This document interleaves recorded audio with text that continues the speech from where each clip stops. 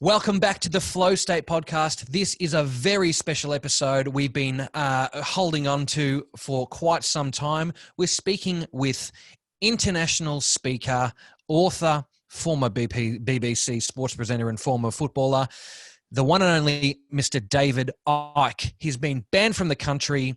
He can't come to Australia anymore. We managed to snag him for a couple of hours for a quick chat. Cody, what are we talking to David about today? Oh man, it was pretty much a David Icke crash course. Like if you don't know what David Icke is, you're going to find out in this episode of the podcast. David Icke, firstly, we spoke about his spiritual awakening and where it all started for him, where it all turned. And we went on to human artificial intelligence, stuff like that. We spoke about COVID and how David believes that it's a massive scam and it's never been proven to exist. Find out more on this episode of the Flow State podcast. Fantastic, guys. I hope you enjoy this episode of the Flow State podcast with David Icke. Enjoy.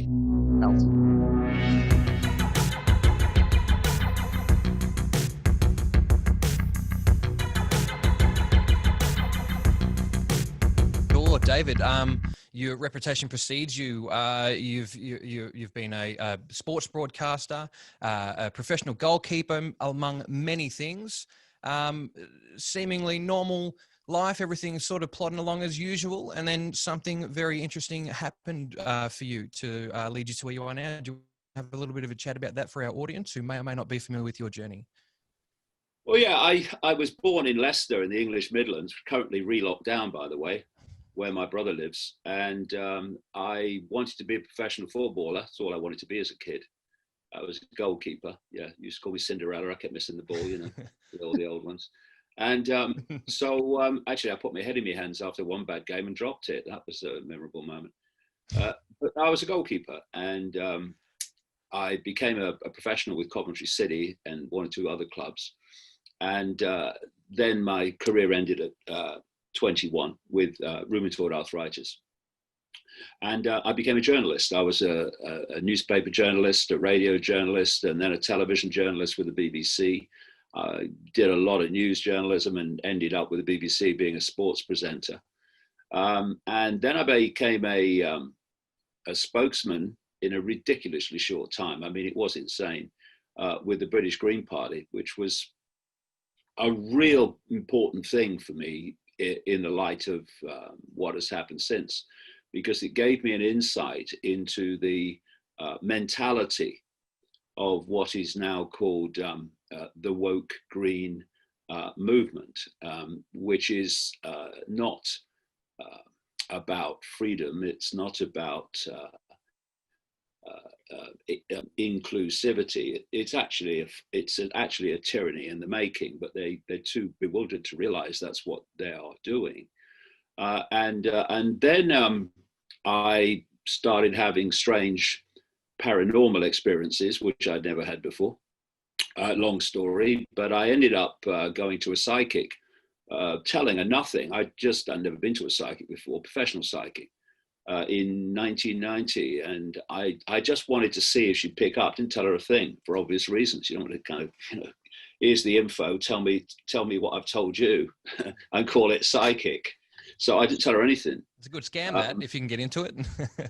Well, it is, because there are scam artists, but when you look into the nature of reality, the process of genuine psychic, genuine people, of which there are a lot, as well as the scam artists, you can explain in through the laws of physics how that all works. Anyway, so I was sitting there, and she suddenly started telling me I was going to go out on a world stage and reveal great secrets, that I would be world famous eventually, and that they would provide enormous opposition, but I would be protected, and I would go out on a world stage and reveal things that at that time were absolutely not known. So, I thought, well, I'm going to put this on the back burner. That's interesting, but I'm putting it on the back burner. I just felt there's something in this, but okay, we'll see how things go from here. Well, from the moment that I left her home that day in March 1990, my life suddenly became a synchronistic journey of information coming to me in personal experience, documents I came across, books I came across, people I came across, and it built up month by month, year by year, a massive body of background information about what was actually going on in the world, which is exactly what I was told in that psychic's front room that was going to happen. And, you know, it's a hell of a call for someone to say that's what's going to happen to you when you, what? Right? I'm presenting sport for the BBC. What are you talking about? And then suddenly, bang, it happens. And it's gone on happening ever since. It's happening to this day. As you get more and more and more information, you get more and more understanding, because they say the more you know, the more there is to know. But there's another experience I've had. The more you know, the simpler it gets in understanding what's happening. Because the deeper you get into it and the more you gather the information together and you connect the dots, the picture becomes clearer and clearer and clearer. Because when you start out and you've got this information starting to come, it can all seem so complex. Well, that's happening, and that's but the more you know, the more these strands connect. And now you're not looking at dots or pixels and going, how does this fit? You're looking at a picture. And that picture is possible to put together for a simple reason. Why have I been able to predict current events decades ago? Why was Aldous Huxley able to predict current events in the 1930s and George Orwell in the 1940s? The answer is the same for all three and others. Current events are not random. They're happening because they've been long planned to happen. And I would say to people around the world, not least in Victoria at the moment, because you're really getting the brunt of it, you're getting what is planned for us in our winter in the Northern Hemisphere. The situation we're in now and the apparently extremes of the situation we're in now are only where we are now. It's not where it's meant to go. And so people can, and I understand it, keep putting off looking this fascism, this psychopathy in the eye. But if we're not going to have a world that would literally make Orwell wince and say, I understated it, then we've got to look it in the eye pretty soon. Not to fight it, but to say, no, whatever you want us to do to delete our freedom, we're not doing it. Because a few cannot control the many unless the many give their power to the many. And the power is given to the many to such a large extent because of the perceived, or the power is given to the few because of the perceived power of the few, the perceived power. So it's a feedback loop. I think you have power, so I will give my power to you because you have power. What we've got to work out, because it is quite simple, is the power that's recycled back against us in the kind of stuff that Daniel Andrews is imposing now, is merely our power, which we've given to them, given to authority. Authority has no power except that which we give it. We've got to stop giving it away. Because if you look at the whole of human history, I don't care what culture it is, I don't care what period of history it is, or what the situation is, you see this constant recurring theme. The few control the many because the many give their power to the few by acquiescing to the few. And my God, has that been put on public display in the last few months? Absolutely. And David, I think the next thing you should do in your future is make T-shirts with your face that say, do not acquiesce, because that is a word that I've picked up from you in the last couple of months. And I reckon it could be your new new tagline that I reckon you'd make a couple of bucks off shirts from, because I reckon it's a good one too. Right, well, that's not a bad idea. You chuck it actually. on there, yeah. You can send me a check for the royalties. No, no, we kind of when we do t-shirts, they're Yeah. basically just above cost to cover costs. Yeah, well, that's The information has got to get out. But I'll mention exactly. it to my son.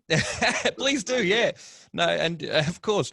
So David, like as you say, you've been talking about stuff like this for 30 years. You know, you've never changed your story. You've never gone back on anything you said, and you've been proven right on a lot of stuff. Why now do you think a lot of people are kind of gravitating back towards your work? I mean, like I've heard you say in other podcasts that the last 2 years have been nuts for you. Last 2 years have been probably the busiest you've been. And prior to that, the ridicule that you said that you've received throughout the years building up to how it is now, just the constant ridicule. Yeah, it's just why now? Why is it all turning Well, and coming back? I've been saying for years, if you speak your truth and it has some validity, it will eventually be shown to be so.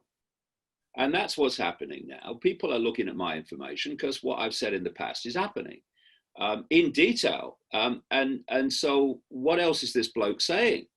The point being that if you don't speak your truth when no one wants to know, that cycle never reaches the point where people say, actually, what that bloke says is happening, because you've never said it. Because you think, well, what will people think of me if I say it? In an atmosphere where it was just dismissed. You see, when you uncover what is planned for humanity, and like I say, we're just seeing it now really start to come to public attention, then unless you've got no backbone, unless you don't care, you can't walk away from it. You can't, Yeah. I mean, if a crowd of people are walking to the edge of a cliff and you point out that this path leads to the edge of a cliff and they're laughing at you and ridiculing you, well, it's the edge of the cliff. That's where they're going. So you're not going to give up. They might shout abuse at you, but you're going to keep going right to the edge of the cliff. There's the edge of the cliff's coming. And that's basically what I've been doing. I have kids and grandkids. I don't want to see them live in the world that I know is coming. Coming. We're seeing it. It's just that how deeply we go into it. It's a lot deeper than where we are now, full enough, even with the situation in Victoria. So you can't walk away once you know it. And this is why, over the years, fellas, I've seen people come into this arena and they've been flavor of the month for a year or so. And then they disappear. And I'm like, where have you gone? Have some conviction. What is going to happen hasn't gone. So why have you gone? I don't understand it. And I'll be doing this until this fascism is overwhelmed and overcome, and it becomes a period of history. What's the end game for what is the path that we're on?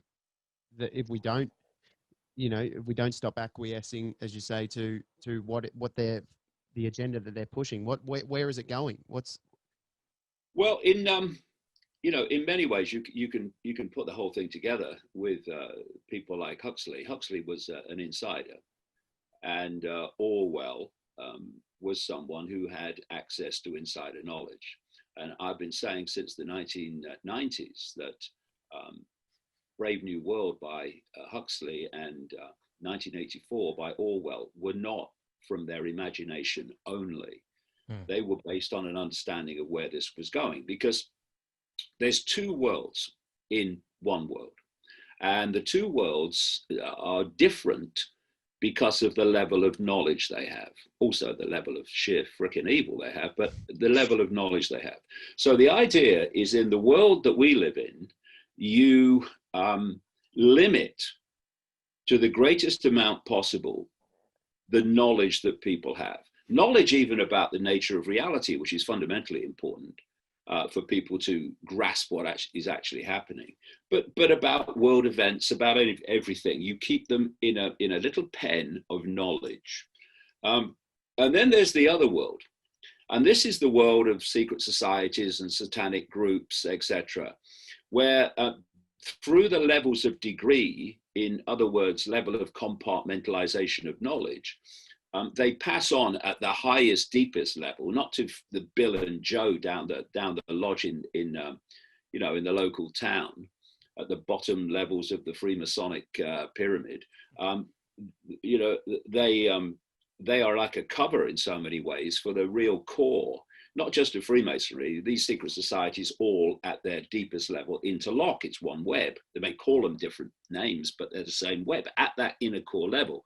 And what the secrecy is about, secret societies, is to keep from this world knowledge of where this world is being systematically taken, and B, keep from this world knowledge that they have. So it's been this current events. I mean, this will sound amazing to most people. I do understand why. But current events have been planned in theme and then over decades in detail, increasing detail, for hundreds of years. Which is why back in the earlier part of the 20th century, Huxley could describe how the human procreation was coming to an end, and there was going to be the non-procreating human, and humanity would be produced in what he called world state hatcheries technologically. Now, when he wrote things like that, it was like big time science fiction, but that's not science fiction now. It's happening. It's the implant. What do they call that? It's the test tube baby. Yeah. Yeah. They're actually creating already artificial wombs there, and I would make this point. It's very, very important. Whatever you see in the public arena is not the cutting edge. The cutting edge is in the underground bases in the secret project. Yeah, it's being tested. It's just what they've dialed down so that you can have it in your pocket and, access what they tell you you're allowed to access. Exactly that. So if you notice, as they're rolling out this technological stream, getting more and more invasive, more and more controlling, there's no point where people are sitting around a table strumming their fingers, waiting for some geek to invent the next stage that they need. It just rolls out, and it's rolling out faster and faster. Why? Because it's been there for a long time in the underground bases. What's happening is human society has to be manipulated to play this stuff out. And just as a quick aside, before I get into this endgame synthetic human, to get technology and other things out of the underground bases and into the public arena without the public realizing where they've come from, you need front men, front women, and front companies with cover stories describing how this stuff came about. And so there are some very rich people in the world who are front men for what I call this global cult, to be the cover story for bringing this stuff into the public arena. And one of them, most classically, is Bill Gates. Of course, he's the guy in the public eye who's driving through the World Health Organization, which he actually owns through funding, this fake pandemic hoax story. And you've got George Soros. George Soros is another front man for this cult, and each one of them is given specializations. So with Gates, well, funnily enough, I've just got a new book that's just been published called The Answer. The Answer, that's right. And I started writing it in October, and I was just actually winding it down to the end when all this kicked off. Then shit hit the fan. It's time to start again. 85% of the book, the first part of the book, was written before this before this kicked off, and then I, in the rest of the book, take this whole thing apart. The reason I mention that is Bill Gates got loads of mentions in the first 85% of the book before this kicked off, and he became the name with the vaccine and all this, the lockdowns, because he, through his being a front man for the cult, has generated such enormous amounts of money, and the rider of you becoming very rich doing this is that a great chunk of that money is recycled back into advancing the agenda under the cover of philanthropy. That's why you get all these billionaires who are, absolutely destroying people's lives on a vast scale, who actually give lots of things, money away, and fund different organizations. Oh, I'm funding. They're not funding it because they have a heart. They're funding it because that organization is a vehicle for advancing this agenda. So with George Soros, it's funding groups known now as woke, which have absolutely hijacked the traditional genuine left politics that I grew up in. I grew up in a household that you would call the genuine left of pre-woke, which demanded freedom of speech, challenged the power of what were then millionaires, now billionaires. But the woke mentality has taken over the left and inverted it. So now, as the genuine left used to go on marches demanding freedom of speech, the fake hijacked woke left goes on marches demanding that freedom of speech is deleted. So these front people are there to, Soros, that the last official figure I saw is that he's given away $32 billion, and it will be and then some, to fund these woke organizations, which are pushing the whole climate change agenda, etc. And when you look at the climate change, what's demanded by the climate change Extinction Rebellion mentality to save the world from climate change, which is not caused by humans at all, in terms of its any danger to the survival of humanity. It's the same agenda. All these Green New Deals that are being pushed and tagged on to the virus hoax, and saying this is a time to redesign the world economy because of all this, that, and the other, and it has to be this, it has to be that to save the planet. The actual major solutions, they say, must happen are the same as what's happening with the virus hoax. That centralization of power, control of the fine detail of people's lives, telling you what you can and cannot do in like I say, fine detail.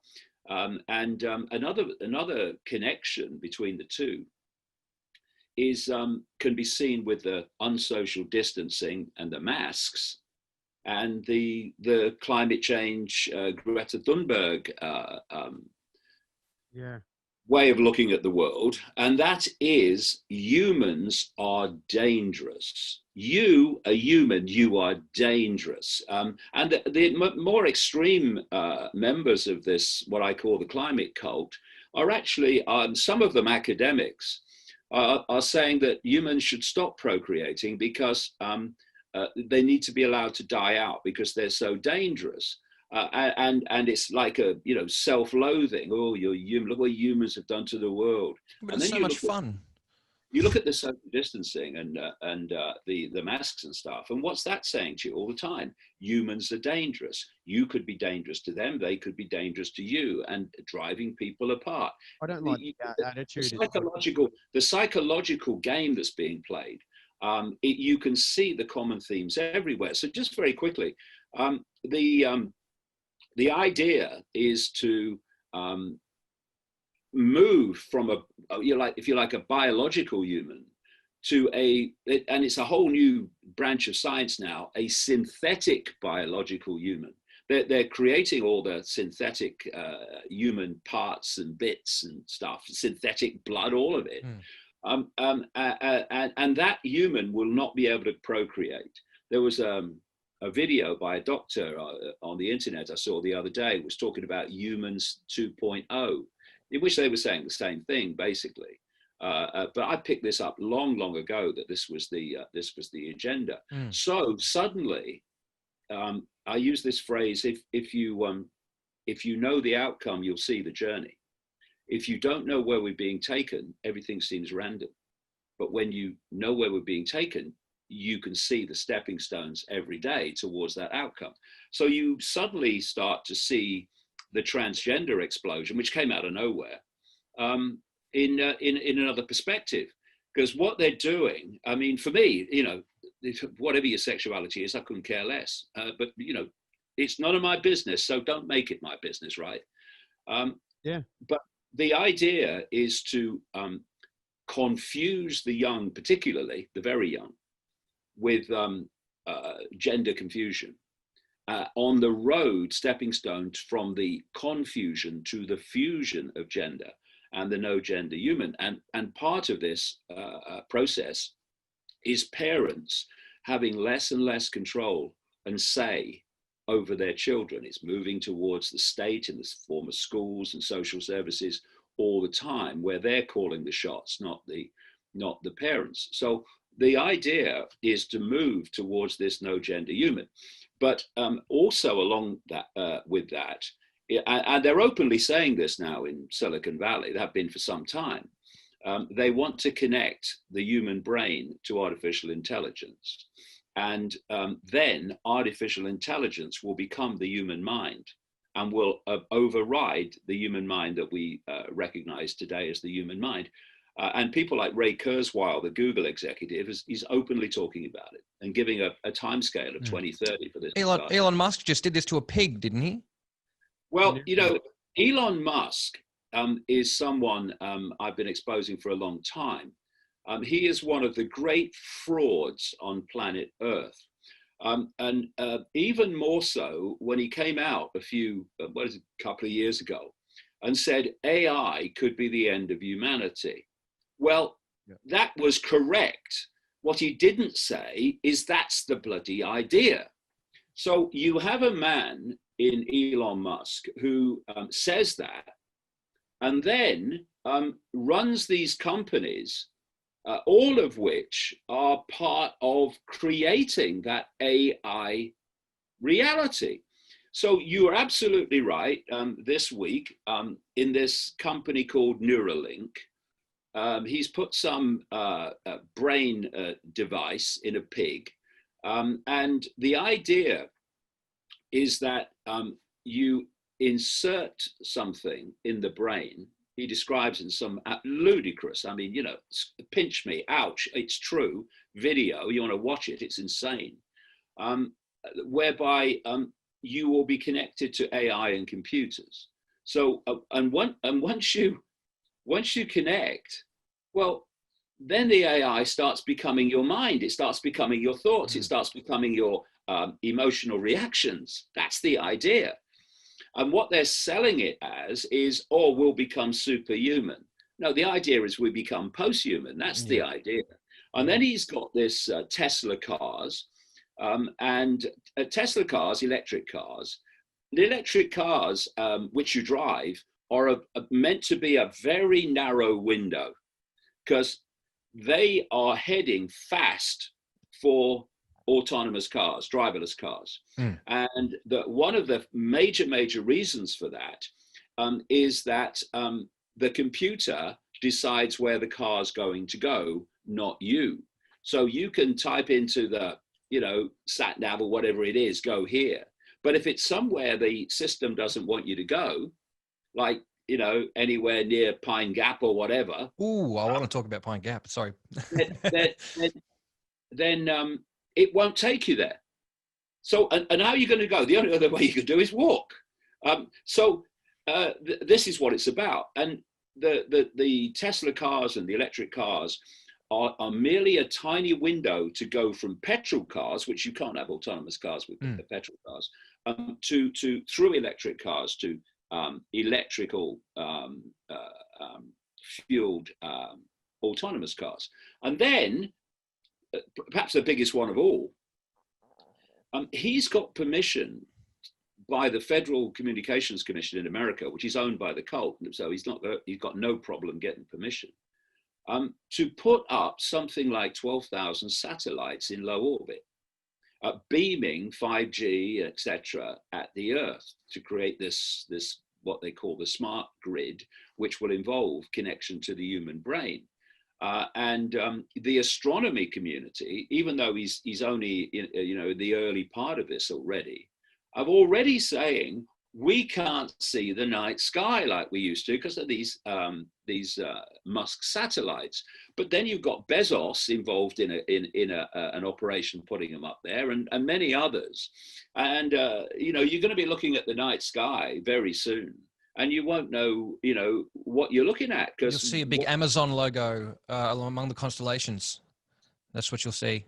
Yeah, well, the whole night sky that we know will disappear, especially if they're obviously in low orbit, and without this satellite delivery of 5G and other electromagnetic frequencies, this control of humanity, everyone on the planet, if you do that via AI, you have got to cover every inch of the planet with a Wi-Fi field. So you've got that connection. That's what this is all about. And then the name for the society they're taking us into is a technocracy. And that is a society that's no longer run by elected politicians. And, there's two things going on here. And it's all psychological and perceptual manipulation. They are systematically making politicians, while all this is going on, extremely unpopular around the world. I did an event, an anti-lockdown event on Saturday, and I was approached by The Economist, a magazine that were doing this film, and they said, "Oh, we want to talk to you about people losing trust in politicians." And I thought, yes, what else is new? That's exactly what you want us to do. And when you put idiots and psychopaths in positions of political power, you are going to get people to not like them and not trust them. And this is all part of the psychology, because they want to move. Oh, well, that's not worked, has it? And a technocracy is where a society, a country, a world is run by scientists, by engineers, by bureaucrats, and so on. And if you look at what's been happening in the last few months, how often have we heard politicians around the world saying we're being guided by the science? Well, A, they're not, because they're lying to you about the science. But so who are these freaking scientists that they're listening to? They're technocrats. They're medical, psychological, and other subject areas, technocrats. Now, you look at China. China is a technocratic society. It's run by the hierarchy, but as it plays out, it's all the people I'm talking about. It's engineers and scientists and bureaucrats that run it, and they run it by having a massive control system based on technology. And then we come back to Elon Musk. Elon Musk's grandfather was the head of the Technocracy Party in Canada in the 1930s, when a lot of this kicked off in terms of the technocracy. That Technocracy Party was pushing for the very society that I've just described. And Elon Musk, the grandson, turns up as one of the global frontmen for this technological transformation of society. And that's a coincidence? No chance. Just as it's not a coincidence, Bezos is running Amazon, and Brin and Page are running Google, and Susan Wojcicki is running YouTube, and Zuckerberg is running Facebook, running as front people, not running. The cult runs them. They front up to hide the fact that the cult runs them. Maybe Musk's comment about the AI might have been, what if it was like a cry for help and he's like being held hostage by these people, you know? Like if he knows what he knows and he's like, yeah, AI is going to fucking kill us eventually.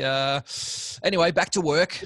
Well, you can take that spin on it, or you can say, when I'm doing that, I want you to think I stand for that. So I say to people all the popular time, vote. Don't listen to what people say, look at what they do. And when you look at what Musk has said, it could be the end of humanity or this AI. And then you look at what he does, which is to facilitate that, which he says could be the end of humanity. So it's all that, and it's Very all much. diversion. So you're not looking over there, you're looking over there. I wouldn't trust him to tell me the time in a room full of cloth. That's one of the interesting things about listening to some of your talks, David. Is one of the things I picked up from that, which I heard of you when I was first like 14 years old, which would have been 16 years ago, and one of the things you always would say was, you've got to hear all sides of the argument. You know, you've got to listen to everything. I find that increasingly hard to do because now everyone with an asshole has an opinion and a YouTube channel, you know what I mean? It's like there's so much stuff to listen to that it can get confusing. And, you know, we're a couple of young blokes that are trying to navigate the world. You know, we want to get off the postage stamp, as you speak about the postage stamp consensus. But, you know, a couple of young fellas that are trying to make their way out of that, needing that kind of guidance with so much noise going on. How do people kind of navigate their way off of that postage stamp these days? I mean, you found your way straight off of that and you ran with it. But like, it seems like people these days kind of feel like they have a little bit more to lose and can't really afford to get off that stamp and can't really afford to step out and to go out on their own. Well, it's a couple of things. You know, if you think you've got something to lose, then you will acquiesce in the hope of not losing it. There was a quote by Winston Churchill, I don't quote him much, but this was a good one. And he talked about feeding the crocodile in the hope that it would eat you last. And, you know, you see a lot of that, especially in recent months. But, you know, we are heading towards, I say we're heading towards, my God, in Victoria, we're there surely. We're there, yeah. And also around the world, when the furlough payments from government end in Britain, for instance, in October, they're already ending in America, etc., where people in very large numbers are going to find themselves in a situation which can be described in the words of an old song from my youth, which went, freedom is just another word for nothing left to lose. And the big danger to this cult is when people reach that point of, I've got nothing left to lose. I've lost everything anyway. So what would it matter if I stood up against this now? And, you know, if you are faced with something that frightens you, say an army coming towards you or something, if there's space behind you to run, you'll run. But if you're caught in a canyon or something and there is nowhere to run, then your mentality changes because you've got nothing left to lose. You know, turning round and facing it, well, what happens if you don't do that? So you might as well give it your best shot. And we're now moving around the world into that situation. And I think between now and early part of 2021, we're going to get a feel for the scale of response to what is going on. And I keep emphasizing this. We don't have to fight these people. We don't even have to protest, although it's a wonderful way of publicly showing where people are at and how people are feeling. We just have to say no. We just have to not acquiesce and refuse to cooperate with our own enslavement, because that's what people do, and that's what people have always done throughout history. And it's time now, as we reach these extremes, where we try another way, which is the power of no. they have a meeting, and like this fascistic tyrant, who's only a front man. The real power's behind him, Daniel Andrews. He comes out and says, this is what we're going to do. Well, if enough people say, well, he ain't going to do it, he's got no power. His power is in people's, large numbers of people saying, well, we'll do it because we believe what he tells us. We're in danger. You ain't. And the other group is, well, I can see it's a scam, but what are the consequences of me standing up to it? And those two mentalities are those throughout human history that have allowed the few to control the many. And this freedom's just another word for nothing left to lose, is a pivotal point where people will be standing up against this because they've got nothing left to lose. While they think they have something left to lose, then they'll go on acquiescing. All I can tell you is that where we are now is not even anywhere near where it's meant to go. And therefore, if you think you are going to keep your head down because you're trying to hold on to something you don't want to lose, then you're going to find that down the road, when more and more people are subjugated, that you're going to lose it anyway. The way to keep it is to stand up now and say, we're not acquiescing. There's that great saying by a pastor, Niemöller, in Nazi Germany. First, they came for the socialists, and I was not a socialist, so I did nothing. Then they came for the trade unionists, and I was not a trade unionist, so I did nothing. Then they came for the Jews, and I was not a Jew, so I did nothing. Then they came for me, and there was no one left to speak out for me. This is the process that we're going through. They are turning the population against itself. So they tell people that masks are essential to protect your health. Absolute, beyond belief, breathless crap. You have holes in masks far bigger than viral particles for a start, even if you believe in the bloody virus. I certainly don't, because it's never been proved to exist. But the thing is that mentality, or we need them to protect, that means anyone that's saying, actually, I'm not going to, A, because it's useless, even if there is a virus, and two, I'm not going to breathe in my own carbon dioxide, which my body's trying to expel, and I'm not going to breathe in less oxygen than my body needs. So I start to develop respiratory problems cumulatively, which they're going to call COVID-19. This is what they're planning to do. So what you get is the population to attack those that are challenging the imposition, and they become vehicles of the imposition. Now, this is classically what happened in East Germany with the Stasi, who had informants all over the population, informing on those that weren't obeying. And this, you can see this unfolding all around us. Someone goes into a shop without a mask, and they're screamed at by people in masks looking like bloody bandits. I look around them, I think, what, is this a raid? What's going on?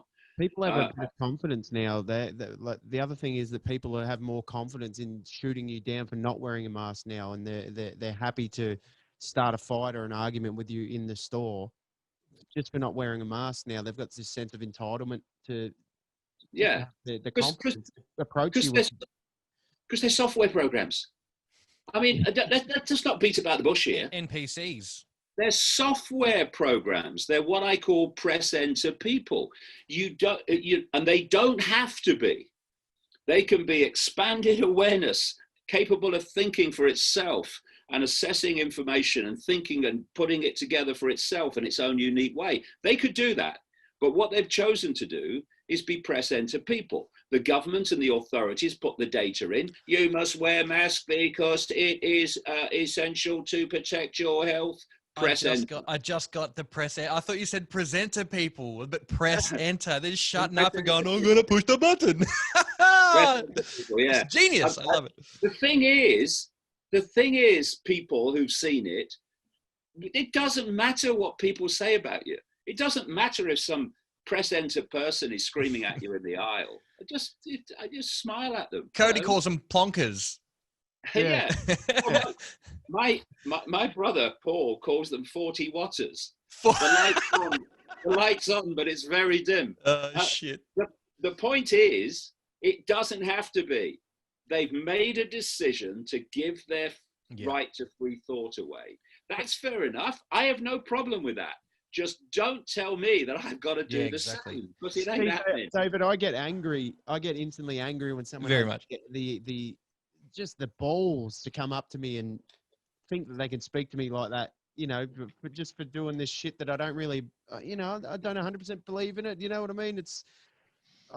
No one knows at the minute. So don't come up to me like you know everything and start demanding that I do this shit. That's that one where everyone with an arsehole has an opinion and they think that they're all correct. Everyone thinks they're all correct. That's why it's so hard to kind of gauge what's going on, is you've got to listen to so much stuff and filter out the shit, and you've got to try to figure out what's it. Partly the reason why we invited you on, David, to alternative views for a change. Let's get There's a couple of things about that.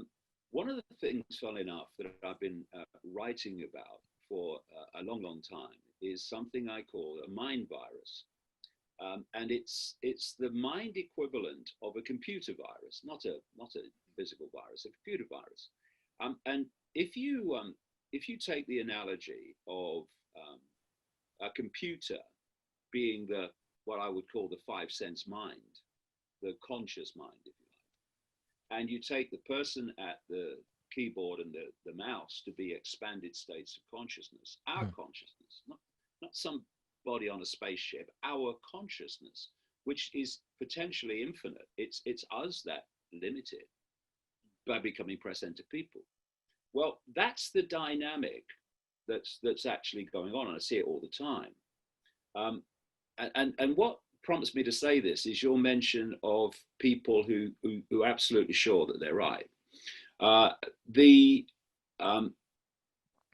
virus starts to infiltrate the operating system, the computer, and the more it does, the more it's dictating the computer where it goes, what it does. In other words, symbolic of dictating perception. And now the person on the keyboard, banging the keys, banging the mouse, nothing's happening. Computer won't respond. Because expanded levels of our consciousness, and that which is what we call the conscious mind, are supposed to interact. They're supposed to move as one unit. The idea, and this is because of this other world that understands how this works, they just want to keep it from us, wants to disconnect that conscious mind from the greater consciousness. So it can isolate it in what I call the bubble, and then program the perceptions of that bubble with information. Where do perceptions come from? Information received.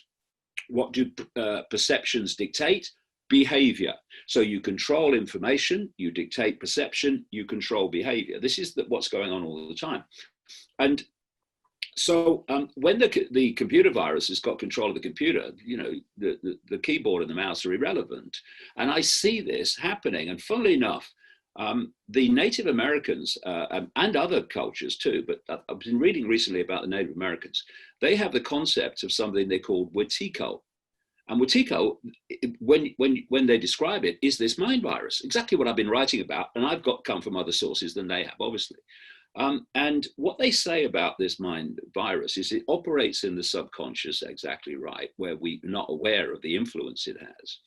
And one of the expressions of it is that it convinces from the subconscious, the conscious mind, that it is a free thinking entity, that it's coming to its own conclusions, when actually it is blind to what is actually happening.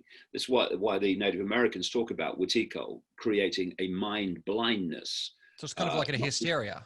Yeah, like for the conscious mind. And how it works is this, and I've seen this over and over again in the last few months. What happens is people say, this is what I say is going on.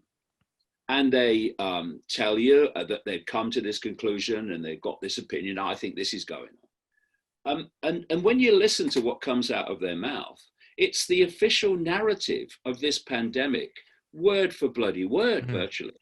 But they are convinced, they have concluded that this is what's going on, when actually it's been subconsciously and consciously programmed by one of the greatest forms of mind control, which is repetition. If you keep repeating the same thing, I mean, the Nazis knew this and used this technique, then eventually it fuses into the classic, everyone knows that, mate. So then you say, oh, this, I think this is going on. And all it is the recycled, programmed perception of what's going on that's been put into you, not least through repetition. So let me give you a great example of that. And what it means, and you will have experienced this, is when you say something different, immediately you're mad or dangerous, because you are breaching the walls of the mind blindness. And people don't, once they've concluded this stuff, they don't want to think there's anything more to know, or I've worked it out. So anything outside of that, you're mad or dangerous, usually both. And so when people get into that mode, they, by reflex action, will dismiss what you say and come at you with often with aggression in the supermarket aisle. And so when people are stepping out of the box, stepping out of the postage stamp, stepping off the postage stamp, they've got to realize that they're going to get pushback from these people who have been absolutely convinced that they have concluded what's going on, when all they're doing is repeating what is told to them to believe. And what we call awakening is simply breaking out of these bubbles of perception, and suddenly you are going into expanded levels of your consciousness, where you're accessing other points of observation. It literally is the same as looking at the world like that, and it looks a certain way, and then looking at the world like that, and it looks completely different. This is what awakening is. And it's not awakening to something. These people shouting at you in the aisle are all potentially expanded states of consciousness, but they've been isolated in this five sense mind. And that's the only level that is influencing their perceptions. They have no other point of observation, only that one.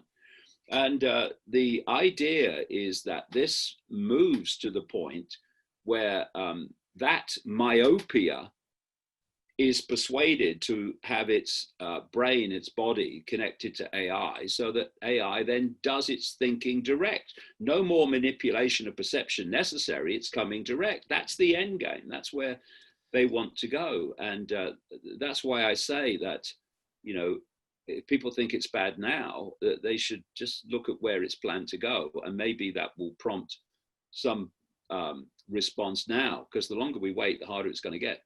Yeah, absolutely. There's definitely some evidence, hard evidence, when it comes to like psychedelic drugs like ayahuasca and stuff like that. When it comes to people, instead of looking at the world through that tunnel vision, expanding, and then like people who have so many life-changing experiences after going on a ayahuasca retreat or DMT experiences and stuff like that, because it really does take you out of that.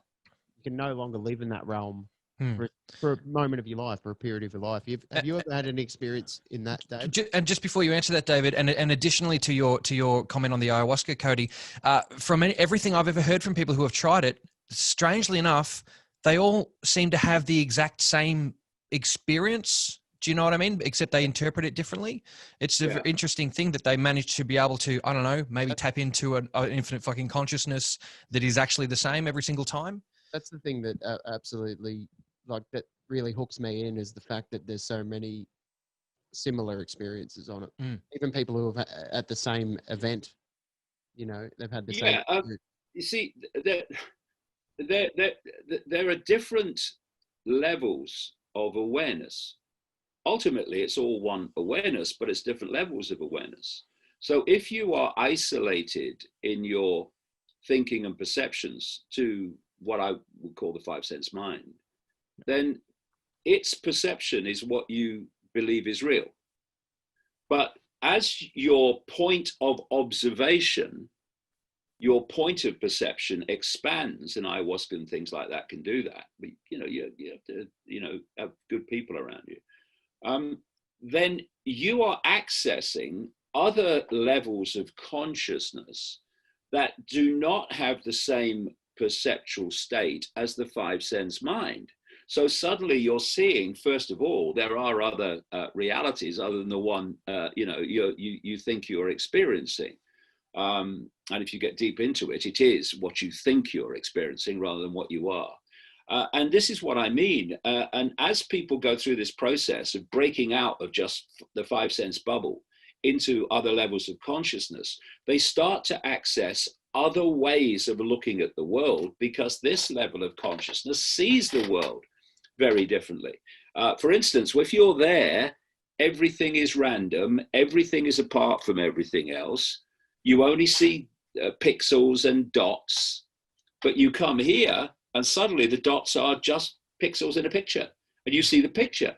And so you're seeing the world in a completely different way, because you're now seeing the picture of the world and not the pixels of the world, which seem random and what's going on. And if you look at so many things that go on in the world, they are designed by this cult that understands how reality works. They just don't want us to know. So many things that are happening, you can see why they happen, because they are desperate to keep us in this bubble. Because once we start doing that, they've lost control. So if you take the pineal gland in the brain, which is like an antenna that can connect you with other levels of awareness beyond the five senses. Yep. First of all, putting fluoride in drinking water and in toothpaste, etc., calcifies the pineal gland. Now you think, well, that's crazy. Why would they want to do that? Well, they want to do that because they don't want you to get out there. And then you've got this gun thing now to take your bloody temperature. And where do they stick that light? Right in the middle of your forehead. You know, if anyone finds themselves in a situation where they think they have to have that, I refuse, but have to have that. Have them take it on the wrist or something. Don't have them stick it in here. Right. I keep doing mine rectally. I can't figure out why, but it just seems to be happening to me everywhere I go.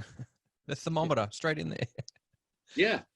So, yeah. But what's the cumulative effect of that on the pineal gland? I mean, see, the vast majority of people go there. Oh yeah, they're taking me temperature. They don't even know they've got a pineal gland. This is what happens if you can squeeze the knowledge that people have in this world, while you have knowledge of reality and how all these things work in this world. You are in a position of enormous power, which is why in the books I've never written a book that is about the whole, apart from, there's one called The Trigger, which is all about 9/11, but that is, and even then I mentioned it, where you just concentrate on the names, dates, places level of this, and that level of manipulation. We've got to know about the nature of reality, what this world is, how we interact with it, and because they know that, and they're using that, their knowledge of that against our ignorance of that, it massively, it's the foundation of their control. And if we realize the power that we have, even within an individual, when we awaken to expanded levels of consciousness instead of being isolated here, then we'd realize that we have it within ourselves, even as individuals, to take control of our lives back. And collectively, that power is unstoppable. It certainly can't be stopped by these little boys in short trousers that think they're so powerful, but actually are just using the power we give them. Absolutely. There's absolutely a level of consciousness that people aren't even aware that they've had. And yeah, psychedelics is a good pathway to it. But even if you just sit and think for a second and just take a step back from the world and all the stuff that's sort of weighing you down, you can sort of, like David, the things you've been saying and we've been listening to it, it sort of does give you a bit of it opens your mind a little bit to go, hang on, am I really what all these experiences that I have gone through in my life? Am I really that person? Am I really me? There is certainly more to it. I could be anything I wanted to be, you know, if that makes sense. You know, you can sort of. Yeah, if people say, what what can I do to break out of the sense of limitation and the sense of powerlessness, I would say one thing. I don't. I completely respect if people want to go there, but I don't go down the road of even meditation. I do a form of meditation. I daydream all the time, but and quests and all this stuff. For me, the whole process starts with one simple reevaluation of self-identity. What this cult wants us to do is self-identify with all the labels that we give ourselves, told to give ourselves, and that society gives to us. I am ours, I call them. I am a man, I am a woman, I am a transgender, I am a this sexuality, that sexuality, I am a this race, I am a this income bracket, I am a this culture, this religion. But they are not who we are. They are what we are experiencing. What we are is the consciousness having the experience. And that's the continuity of our I, that which is having the experience, and in many ways observing the experience. But what they want us to do is self-identify with labels. So if you look at what's happening, it's systematic. In recent times, they have been subdividing the IMRs into smaller and smaller units of self-identity. This is where identity politics has come from. You now have this long list of letters getting longer every day, defining the fine detail of self-identity. I mean, it's staggering. I mean, how minute do you want your self-identity to be? It's shocking. And what does two things? One, it provides lots of IMRs to be played off against other IMRs to divide and rule. It never ends as well. It never ends. That'll go forever. At war with feminists and stuff like that. You know what I mean? It's all that. But the other thing is, it's making you more and more myopic in your sense of the I. You're getting further and further from I am all that is, has been, and ever can be, having an experience, a very brief experience called human, to all these fine detail definitions of. We become narcissist. Of IMR, yeah. And what happens is that your IMR becomes more important than anybody else's IMR, which then fuses into this classic woke mentality of I am right, and if I am right, you must be wrong, and if you're wrong, what's the point in you having freedom of speech? Because you're wrong because I am right, and I know you're wrong because you're saying something different to me, and I am right.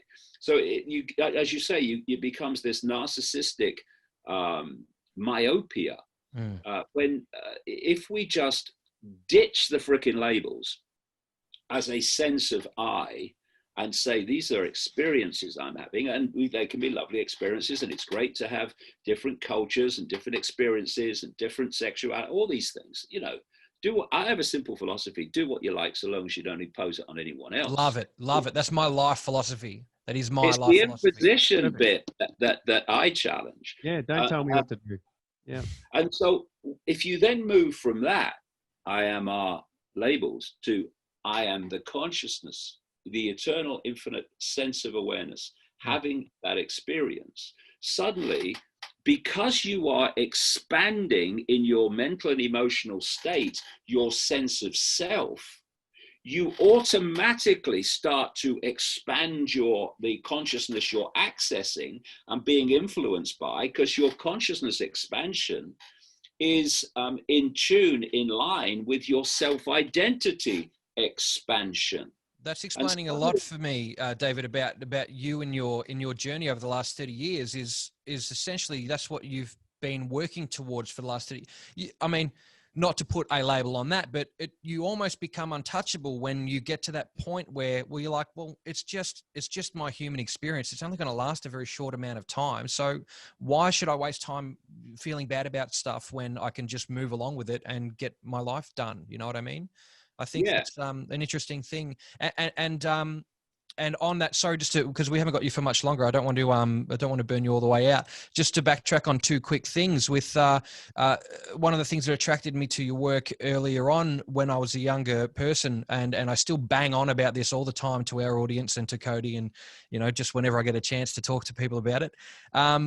The whole idea of being industrialized and institutionalized as like you say, you get a couple of good years on this earth and then they bang you into a kindergarten. They tell you when to shit, they tell you when to eat, and they tell you when to drink, and they tell you when to speak.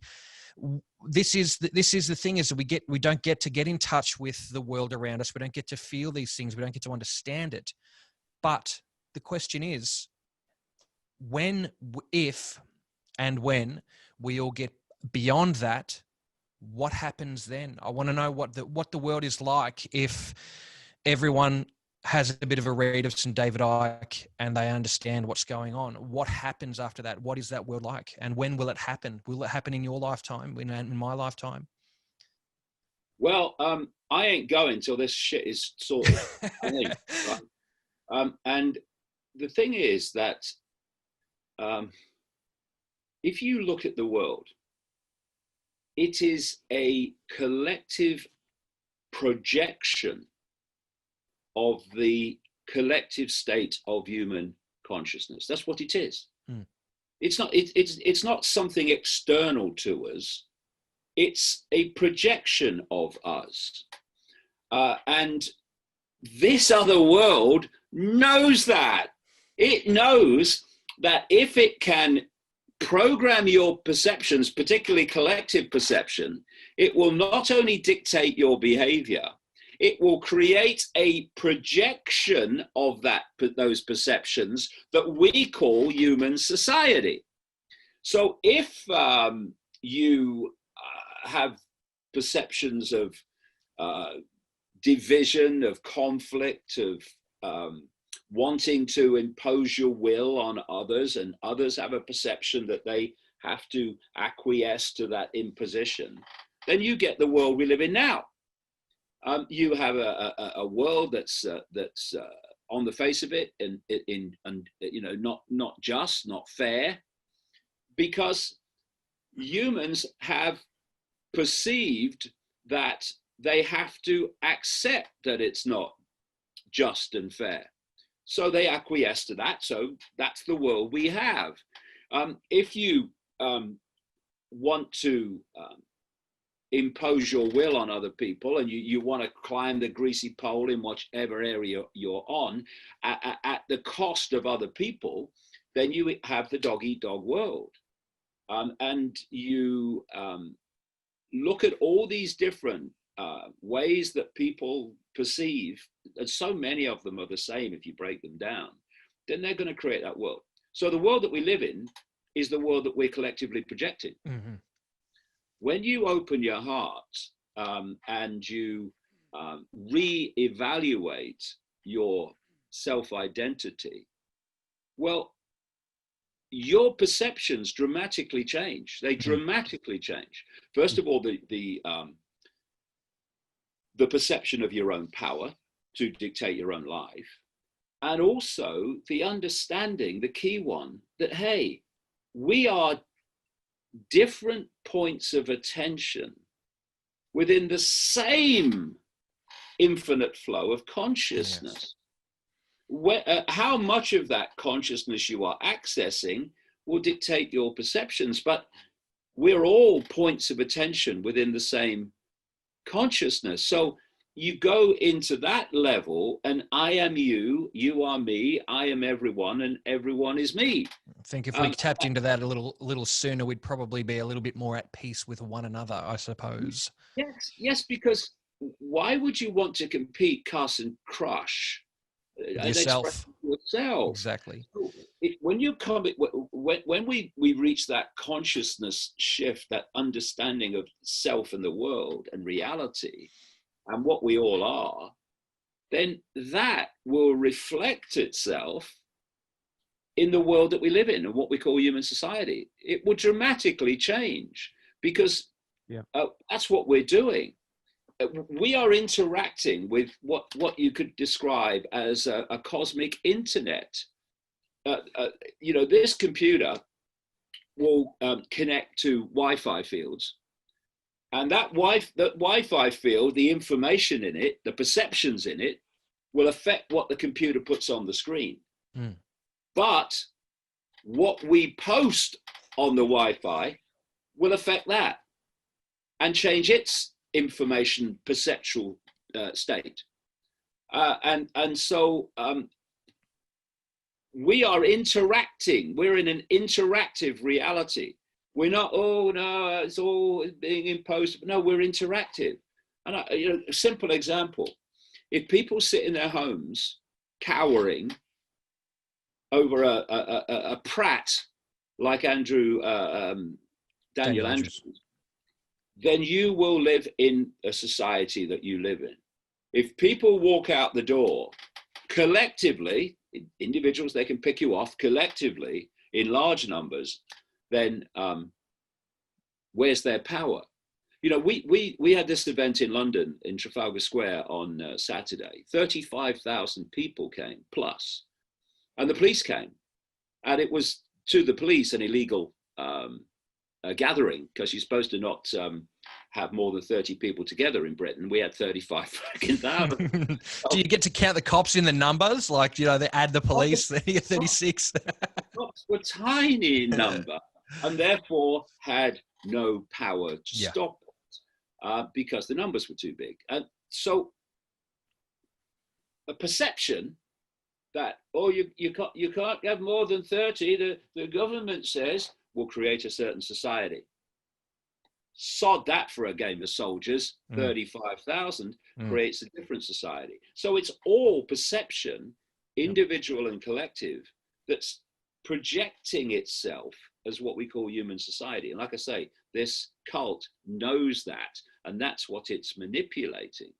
You control perception, you control human society. It's as simple as that. Now, and this, what you're saying here is the reason they banned you from Australia. Is that, it doesn't seem that mental to me. So, that was a classic because, it's important, it's vital that people don't think that authority has power. It doesn't. Well, as the King of Australia, David, I hereby reinstate your ability to travel here. Yeah, thank you, sir. Yes, you're welcome. You're welcome. The point being that all the time they're telling us where the power is. People are just not seeing it. You see, in Australia, this cult, through the government, through the banking system, through the media corporations, and so on, the corporations in general, they control the institutions of Australia. They control vast amounts, even more with this recent times, what people see and hear. But they were terrified of one bloke getting off a plane in Melbourne. You're a scary bastard, though, David, I tell you. And doing 4-hour talks exposing all this. So they control Silicon Valley. They control the global media. But they felt necessary to ban me from YouTube, to ban me from Facebook, and goodness knows what else, because they're telling you where the power is. And it ain't with them. Mm. This is the key. They are terrified of that revelation dawning on people. Hey, they don't have any power unless we give it to them. No, exactly. And that's what will bring this down. Yeah. But the quicker we start to act on this, the easier it will be, because the more they get control, not least technological control, the harder it's going to be. But I just want to make that one point, if I could, about how people, like I was saying earlier, they have this mind blindness, and they think that they can see what is happening in the world, and what it turns out to be is the official narrative. So if you said to those people, there is no virus, they would look at you like, you are completely insane. And then you say to them, can you name me one scientific paper anywhere in the world that has shown this virus to have been what they call in science, medicine, isolated and purified, clear of all other genetic contamination? And they've shown that virus with its full genetic code. Can you name me any scientific paper that's ever done that? And they'll say, well, there must be. Well, there's not. There's none. There's none. And I was sent this Freedom of Information Act response from the British Department of Health in the last few days, where someone has gone on through the Freedom of Information Act, and they've asked the Department of Health and Social Care in Britain, and this has happened in many other countries, Canada and other countries, same response, to produce the documents and the scientific studies that have isolated the so-called SARS-CoV-2 virus and shown it to exist in its entirety, free of all other genetic contamination. And like all the others, they said, we do not have this information. Of course not. But this is crucial. They go on to say something that I and other medical professionals that I've been talking to have been saying for months. You never hear them on the mainstream, of course. That this, the whole nature of viruses means that you cannot isolate them and show them to exist in that purified state, because viruses can only grow on living cells, and without that you cannot isolate them, because they can't exist without the living cells. So it means that they are not testing for a virus which they've isolated and got its genetic code. They are testing for genetic material which they say the virus is in there somewhere. So right. Would that suggest that the standard cold would be in a similar situation, that they wouldn't have real, actual, solid evidence that that standard flu exists as well? There's difference between, pathogens, etc. Yeah. That we know about, and viruses. Viruses are very different.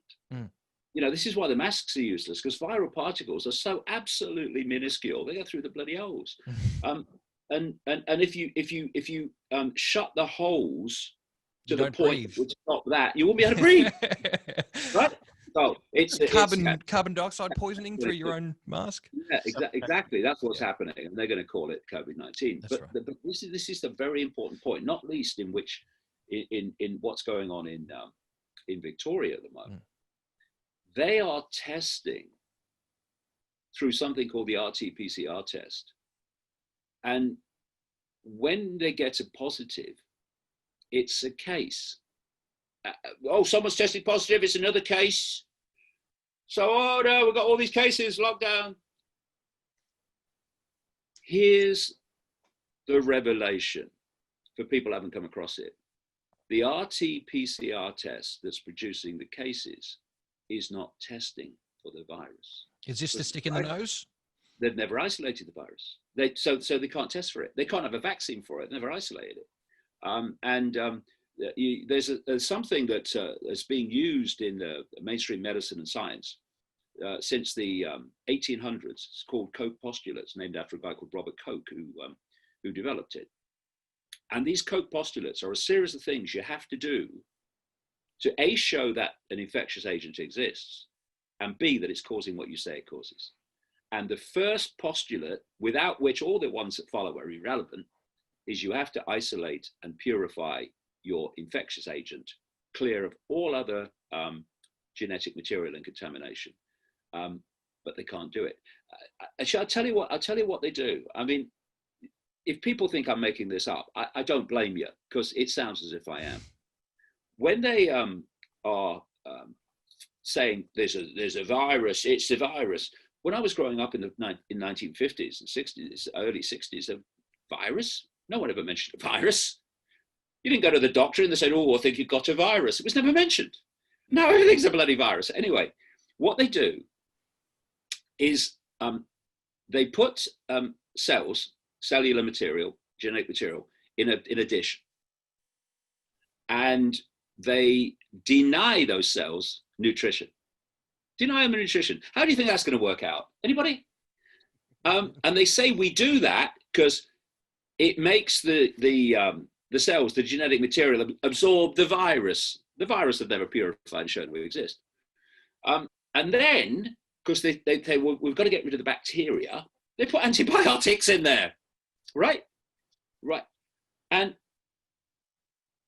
when the cells start to decay, they say that is caused by a virus. I am not kidding you. This is what they do. And if you were interested in the truth, what you then do is you take cells from a healthy person, that those cells were taken from what they say is an unhealthy person who's ill because of this agent they claim exists, in this case, a virus. You'd put cells from a healthy person and you'd put them through the same process. You deny them nutrition, you put antibiotics in there, and you'd see if they decayed. Because if they do, then it ain't your freaking virus that's causing the decay. Yeah, you denied that same nutrition. Process. Yeah. They don't do that. They don't do that control test. So that's how they decide that a virus exists, right? And the RT-PCR test tests for genetic material, not this specific virus. And the creator of the test, a man called Kerry Mullis, who developed it in the 1980s and got the Nobel Prize for it, said, wait for it, this test must not be used to diagnose infectious disease. Why? Because it's not capable of doing so. And that's the test all over the world that is coming up with the cases that did he give the prize back or what? Like, does he give that back now? Well, no, well, he's died now. But the point is, he wasn't lying. He was saying, look, this test is to do this. It's not to test for infectious disease. You shouldn't do it because it can't do it. That's what they're using. Kind of like when L. Ron Hubbard said, actually, I made the whole thing up and it was just a bit of a bet between me and a mate. Too bad. Sorry, L. Ron Hubbard. We're going to have to continue on with the work that you've started. Well, Mullis could see that his test couldn't diagnose infectious disease. And the other thing about the RT-PCR test is that it doesn't test. It's one of the reasons he said what he said. It doesn't test for what they call viral load. In other words, it doesn't test for how much of a quote virus you have. And you have to have enormous amounts of it for you to be ill. So what's happening? I mean, how about this? We have to test people to see if they've got a deadly disease. I mean, what? Wouldn't it be obvious? And this is why the vast overwhelming majority of these tests all over the world, like 85% plus of people who test positive have no symptoms. Why? Because there's nothing wrong with them. Because the test has not been testing for an infectious agent. It's been testing for genetic material, which vast numbers of people have in their bodies. And what they're doing to get the deaths is re-diagnosis. They start out, and it's still going on to an extent. Oh, they're definitely doing that in Victoria.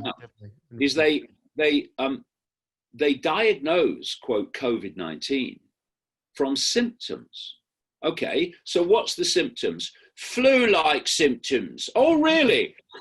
Well, it couldn't be the flu, could it? Or it couldn't be other endless potential causes of respiratory problems. No, it's COVID-19. I'll tell you what, at the moment in South Africa, in their winter, obviously, flu has virtually disappeared.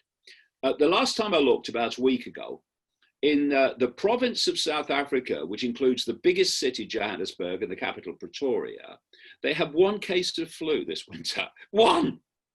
I said, did they lock down at all? COVID-19,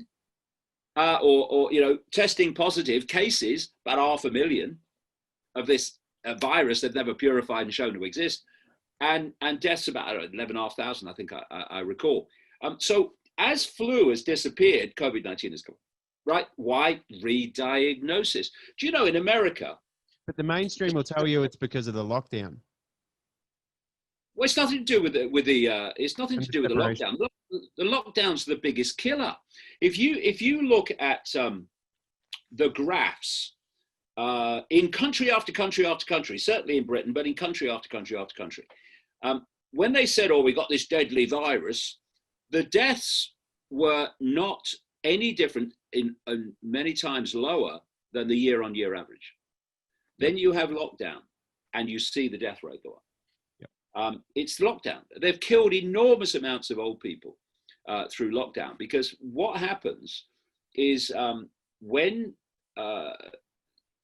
there's a diagnosis, either through test or of symptoms, that there is COVID-19 at a care home, they stop giving the patients treatment. They stop treating them. Because they don't want to catch whatever's going on. Well, so they say. Yeah.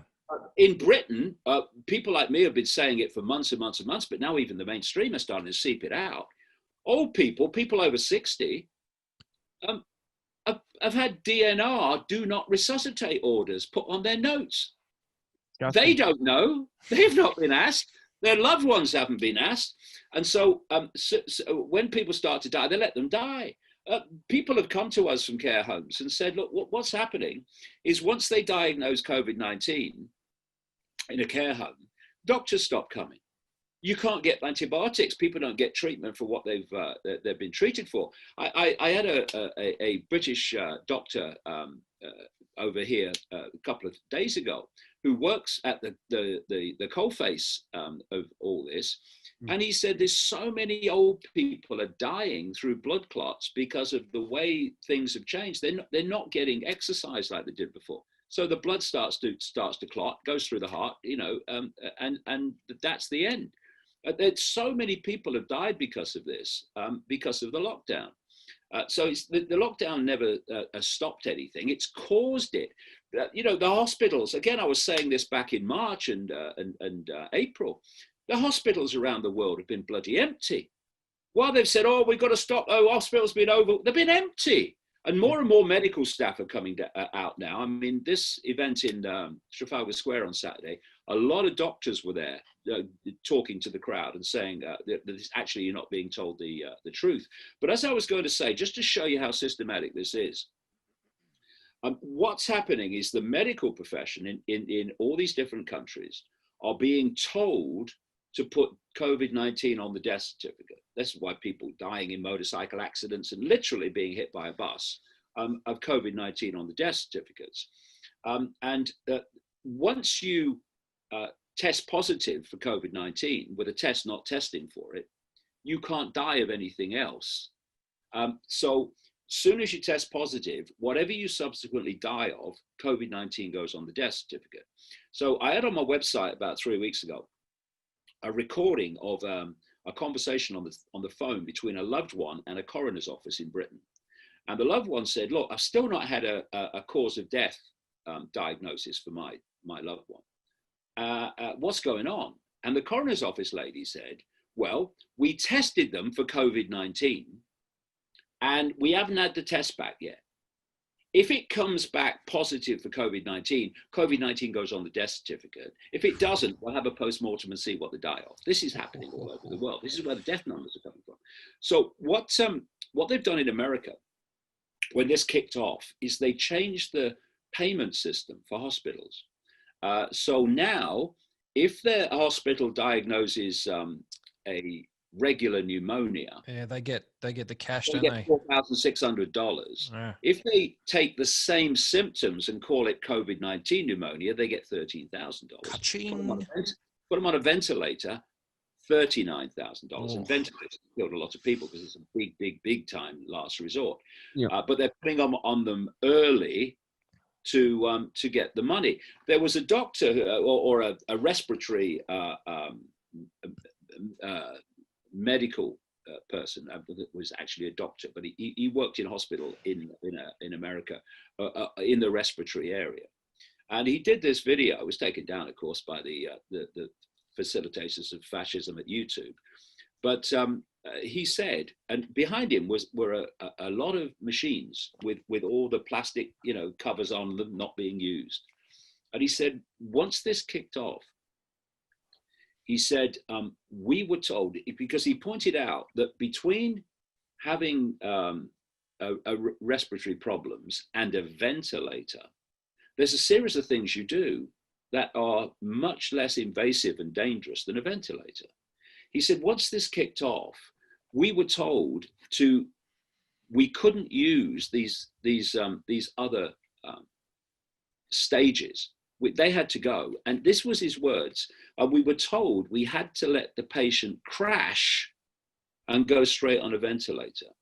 They get the $39,000 then.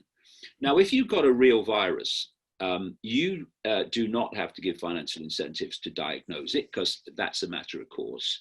You don't have to tell medical staff around the world they have to put COVID-19 on the death certificate. You don't have to say when you've tested positive, whatever you die from is going to be COVID-19, because you've got a real virus, you've got a real infectious agent, you've got a real deadly disease, and therefore it takes care of itself in terms of killing people and diagnosis. But they don't, and that's why they have to do all this crap. When people realize the scale of what's happening and what's happened, they will obviously find it very difficult to believe. But what did the Nazis say?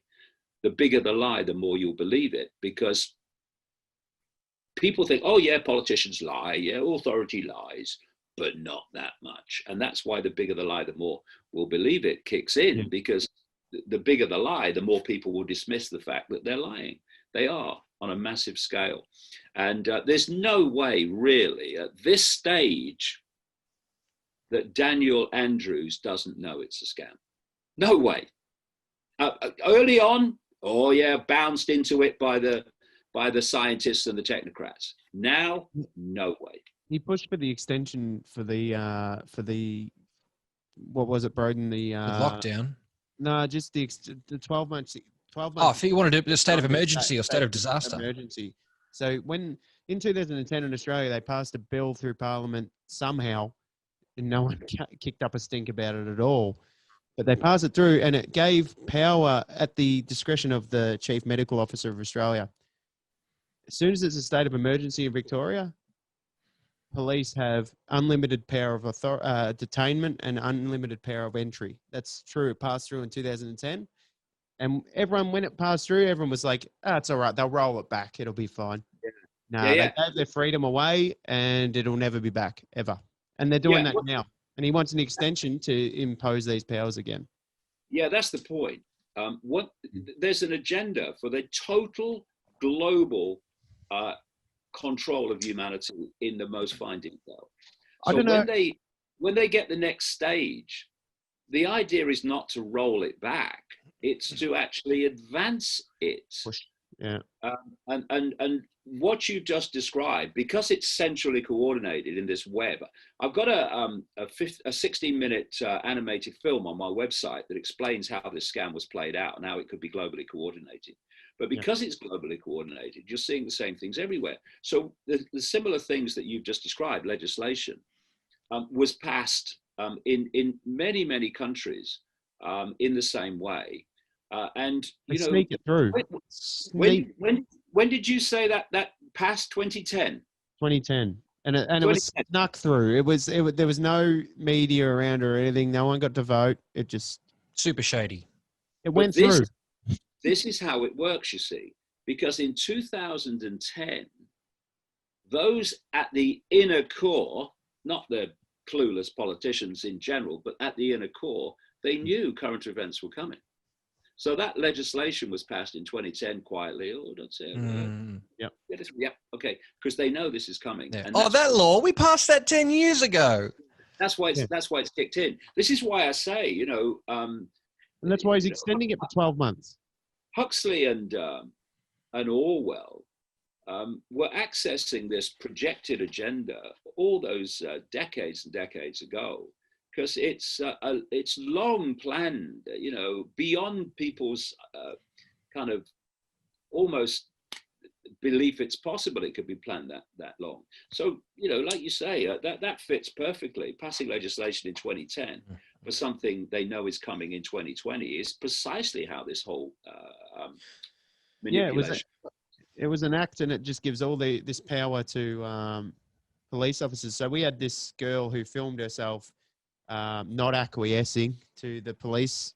Get on a t-shirt, wearing David. a mask. You have no right to know where I'm going, all this stuff. She was being a bit cocky about it. But anyway, she filmed herself. She drove off. The police let her go. Anyway, 2 days later, they catch up with her and they smash her window because the police didn't know they had these powers yet in Victoria. But 2 days later, they found out, no, it's a state of emergency. You're allowed to smash her window and drag her out of the car. Yeah. You know, and you don't need it. You can search her car. You don't need to have any warrant or anything like that. We're allowed to do all this stuff now under the State of Emergency Act at the discretion of the Chief Medical Officer. And then once the police found all this shit out, they're smashing windows left, right, and center. You know, well, what these police officers obviously are not bright enough to grasp is that their children and grandchildren are going to have to live in the world that they're creating. And I don't envy the conversation when someone asks them, where their kids or grandkids ask them, what were you doing, daddy, granddad, when this fascist state came in? Smashing windows. They're honest. I've seen you say that to police officers in one of your documentaries to their face. So I really like that. I mean, because, you know, what they're doing, because there's so few at the core of this cult, that's the core of the core that's driving this whole global agenda and this whole pandemic hoax. You would literally get them in a single room. You get them in a single room, and the vast majority of the instigators, or not instigators, the imposers of that agenda by that tiny few, are members of the very population that these few are targeting. And you know, I mean, police officers you know, think they have power, but the power is not in them, it's in their uniform. Take your uniform off, go and get another job. Okay, where's your power now? It was in the uniform. The uniform is an extension of the state.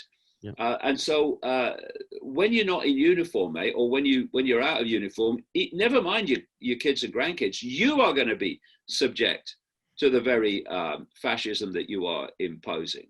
And when it starts to dawn on them, enough of them, then they'll, you know, maybe start to reevaluate what they're doing, because police are there, if you believe the propaganda, to serve the public. And in serving the public, it's to protect the public, and not just protecting them from armed raids, protecting them from the state.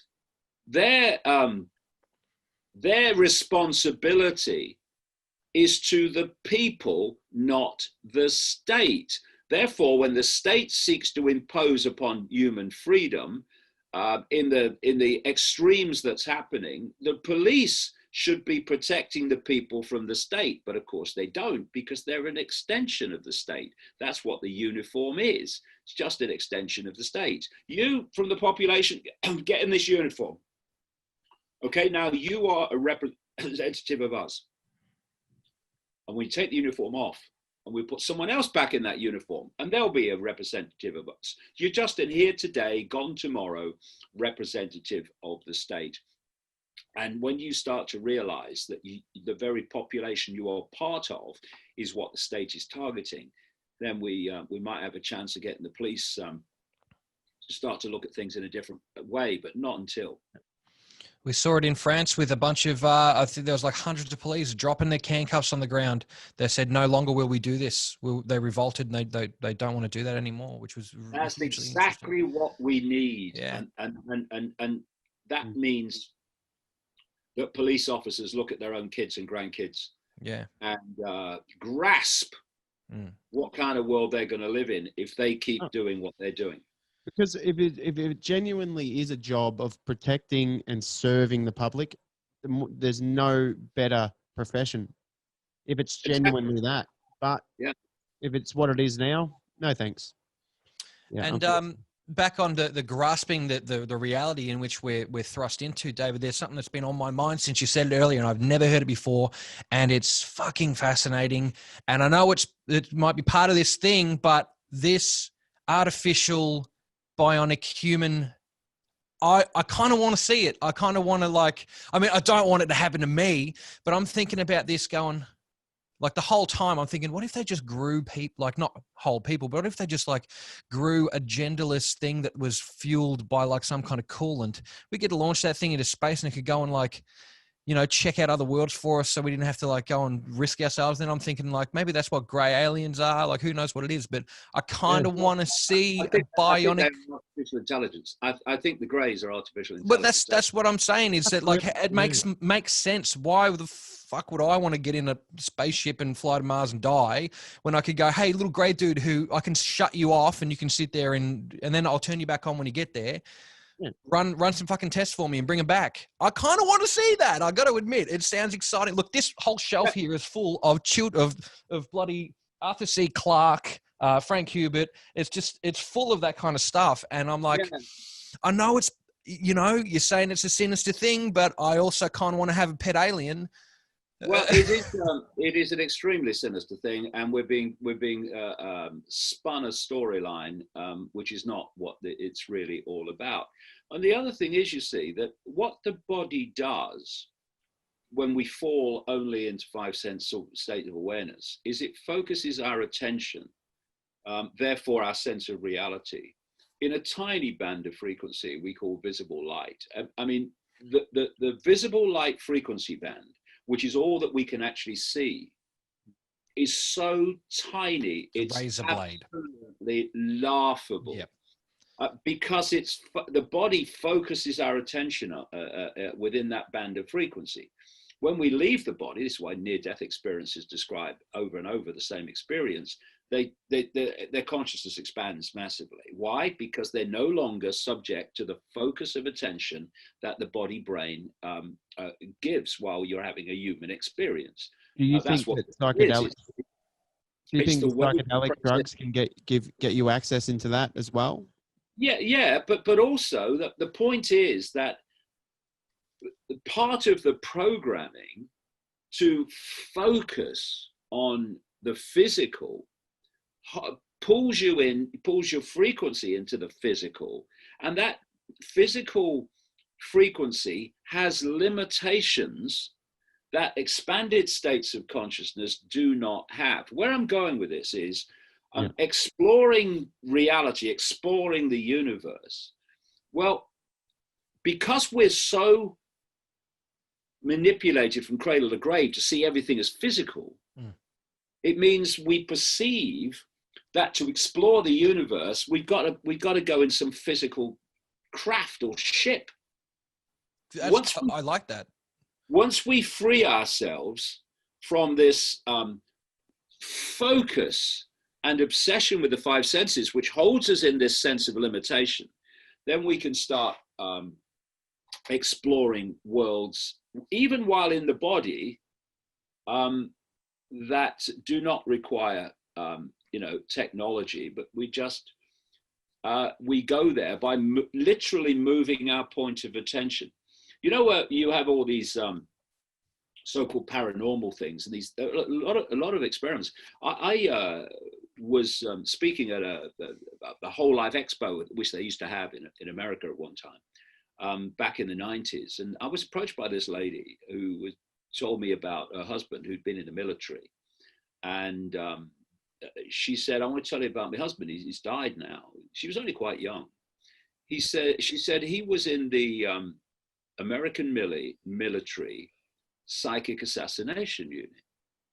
Oh, really? The what? So what she said is when they enter the military, they're given various questionnaires and things to fill in. And one of the things they're looking for is people who have psychic abilities or have the potential to develop psychic abilities. And then they take them into certain units. And there was a film that came out years and years after she told me this, What was it? The men who stare at goats. Yeah. And it was quite a well-known film, and it was about this psychic assassination squad. And what she said is they sat around a table, and they had pictures of people they wanted to assassinate, or places they wanted to explore with their consciousness, what they call remote viewing. And they would focus their attention on this person, because this person is a frequency. It's a frequency field, a unique frequency field, because of the perceptions of that person. That's what makes our frequency fields unique between each other. And a picture doesn't just capture the physical body; it captures the energetic field. These people can pick up the frequency from the picture. This is why psychics say, "Have you got a picture of the person you want me to connect with?" And so they focus on this person, and they focus on their heart stopping. And of course, the heart beating is an electrical phenomenon. And with the mind, you can stop electrical circuits. You can break them. This is why, the famous thing with Uri Geller, stopping watches. Yeah. But watches are a mechanical thing, and you can interact with it with your consciousness. You can stop the watch. I've seen it done.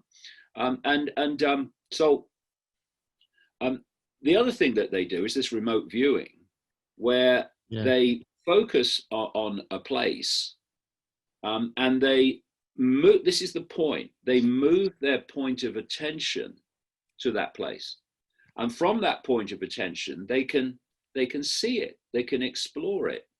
I think they use remote viewing to try and track down Saddam. And bring that information back to the CIA or the military or whatever. It's like psychic spying, really.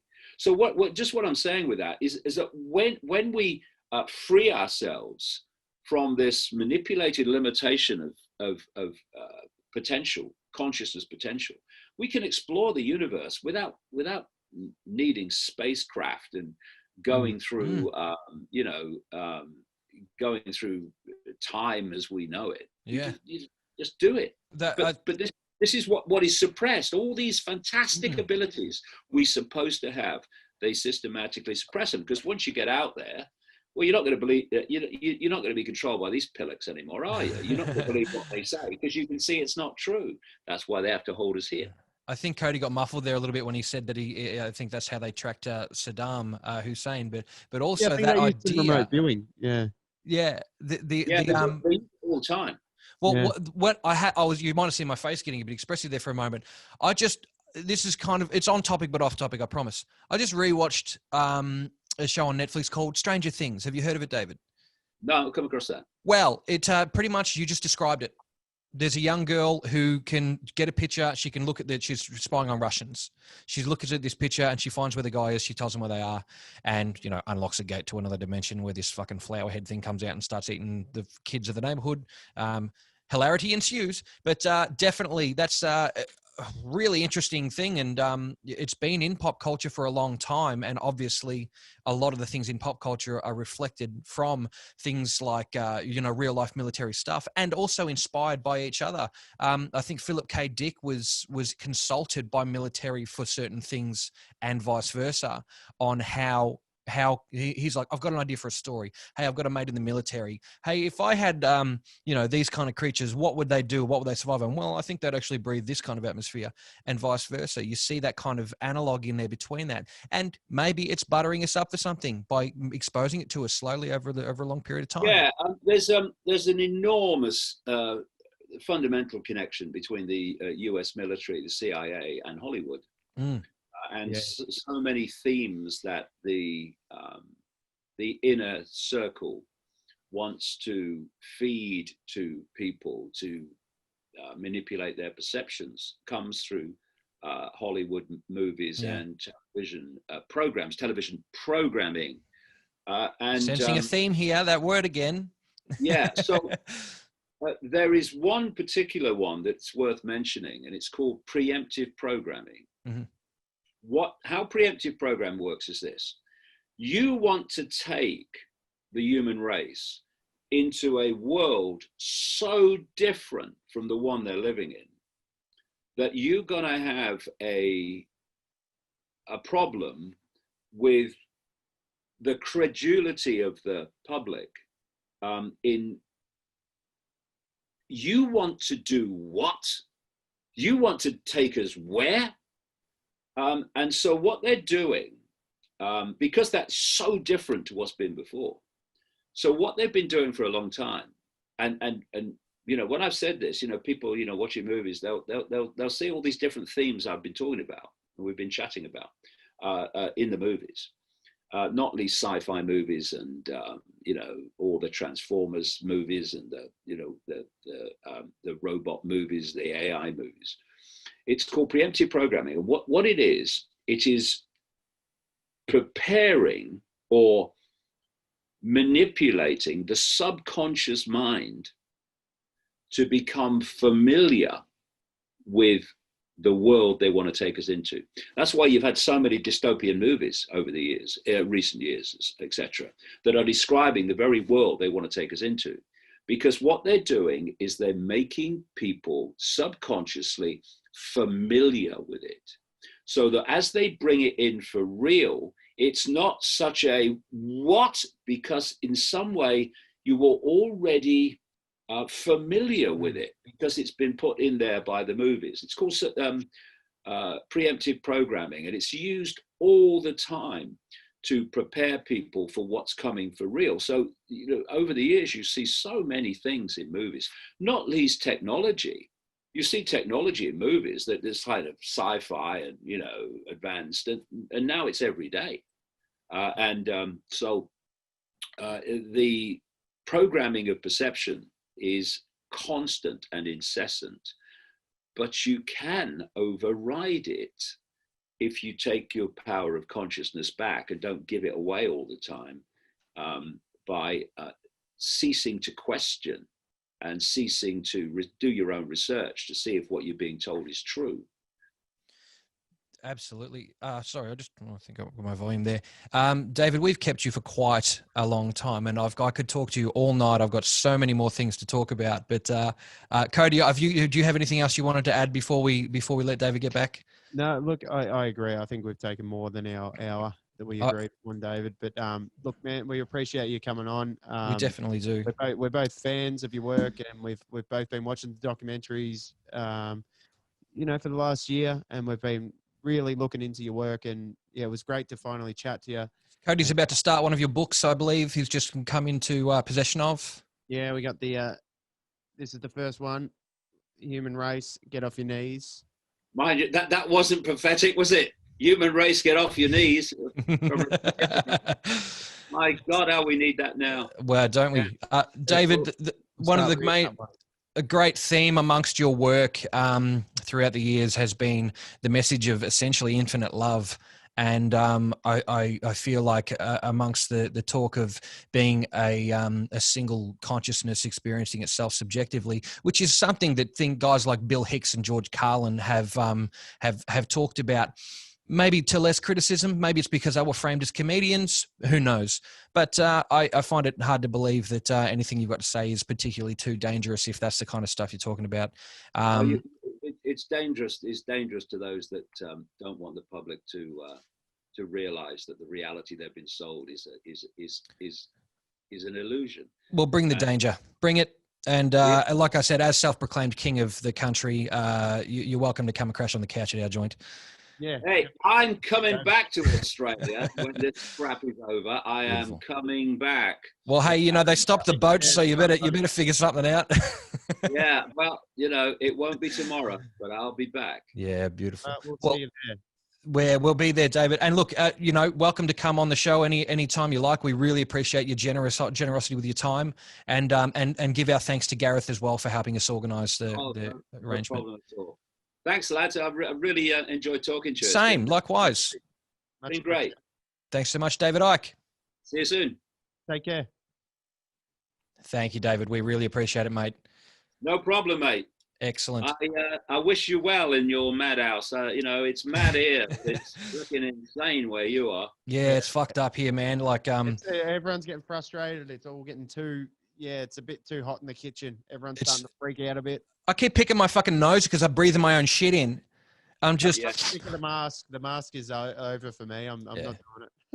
David, I'm on a week off, and this is my first, since March when the shit hit the fan, I've had one fucking Monday off. I've worked every single day, and I've been in contact with hundreds of motherfuckers. It's out of control.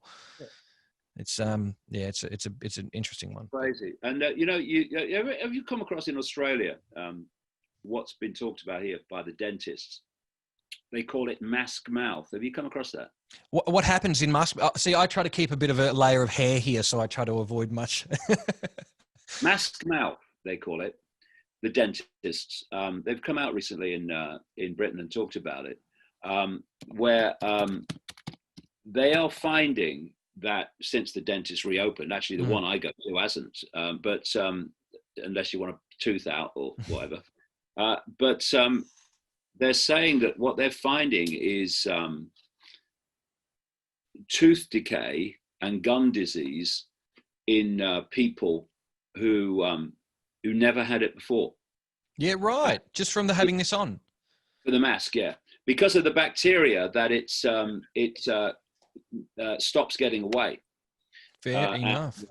Yeah, so people are being affected in so many different ways. Yeah. But the thing is that once you take control of your consciousness back, you can overcome anything, you know.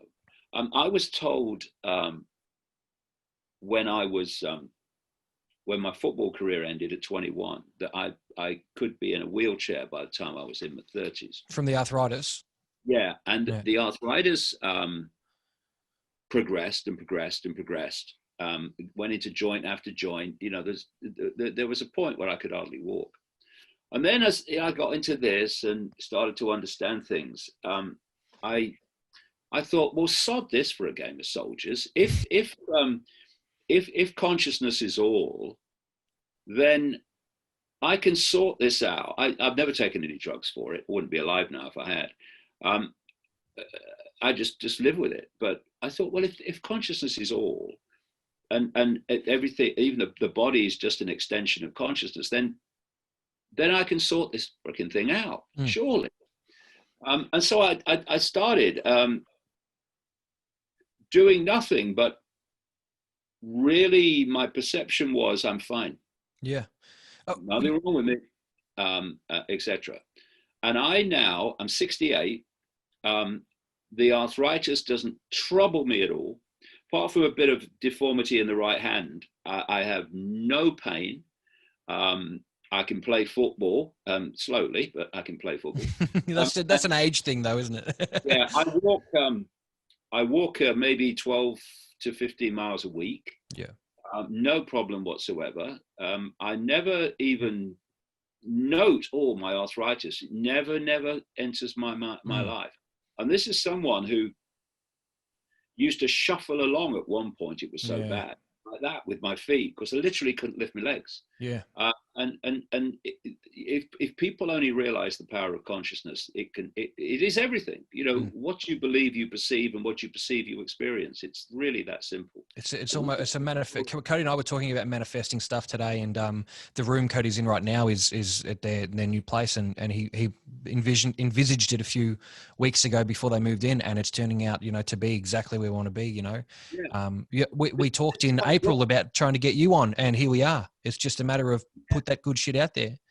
Yeah, everything is an energetic field. Everything is a frequency. A home is a frequency. A location is a frequency. A partner is a frequency.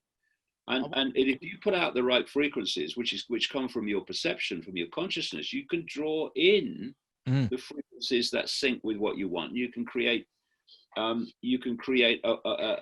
life that you want, because this is the point. If your state of perception creates your reality, if you give your perception away to the state, to the cult, they are going to create your reality by the very same process that you can create your own unique reality. Yeah. And this is what's happening. They program the population with perceptions, and those perceptions become manifest as a projection that they call their lives. Yeah. And if we take our perceptions back, our lives will change. And if we take our perceptions back, they lose their point of control over us.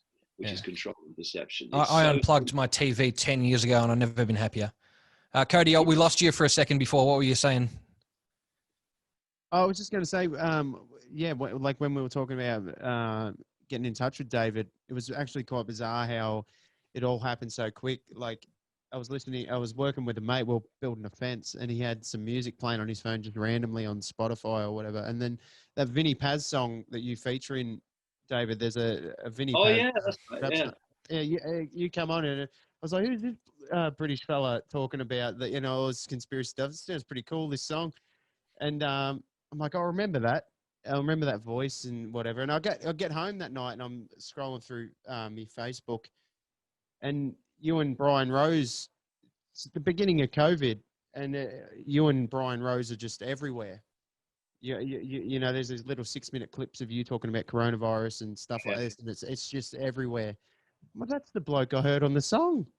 And then I saw the face, and I was like, it's that David Icke fella. And it all just, and I'm like, and me and Broden had started getting some guests on the podcast. I was like, let's email him, you know, like let's have a chat to David Icke if we can, see what happens. And Gareth got back to us. It all happened to But there's so many fascinating people out there. Once you break out of the mainstream, everyone's worth talking to. That's what we call the podcast flow state, because like you, we get into a conversation and we start to have a really good interaction, you know, and that's a part of life, is that everybody's worth listening to. Everyone's got something good to say. And what they're trying to do, of course, is to break that up. Yeah, well, fuck that. We're the opposite of that. We want to bring people together. Yes. Good stuff. Yes. All right, we'll let you go, David. Thanks so much, my friend. Good on you, mate. You too. Okay, mate. Catch you soon.